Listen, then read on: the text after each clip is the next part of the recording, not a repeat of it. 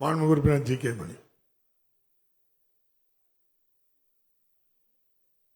மாண்புமிகு பேரவைத் தலைவர் அவர்களே, ஒருங்கிணைந்த குழந்தை வளர்ச்சி திட்டத்தின் கீழ் தமிழ்நாடு முழுவதும் பணியாற்றக்கூடிய அங்கன்வாடி மையங்களில் பணியாற்றக்கூடிய பணியாளர்கள், உதவியாளர்கள் நீண்ட காலமாக பணியாற்றி வருகிறார்கள்.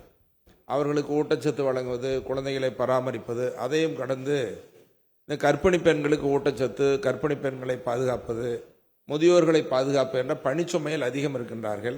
அவர்களுக்கு நம்முடைய நண்பர் கேட்டதைப் போல 2-3 மையங்களை பணியாற்றக்கூடிய காலி இடமாகவும் உள்ளது. ஊதிய உயர்வும் குறைவு இல்லை. அது ஆகவே ஊதிய உயர்வு வழங்குவது, பணி நிரந்தரம் போன்ற அவருடைய கோரிக்கைகளை எல்லாம் நிறைவேற்றப்படுமா? சத்துணவு மையங்களில் பணியாற்றக்கூடிய இடங்கள் மிகவும் காலியாக உள்ளது. அங்கேயும் இதை பணிச்சுமை இருக்கிறது.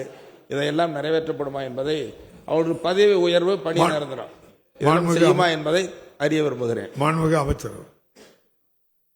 அன்பு பேரவைத் தலைவர் அவர்களே, 7900 அங்கன்வாடி அந்த குழந்தைகள் வளர்ச்சி திட்டத்தில் புதிய பணியாளர்கள் எடுப்பதற்கு அரசாணை பிறப்பிக்கப்பட்டுள்ளது.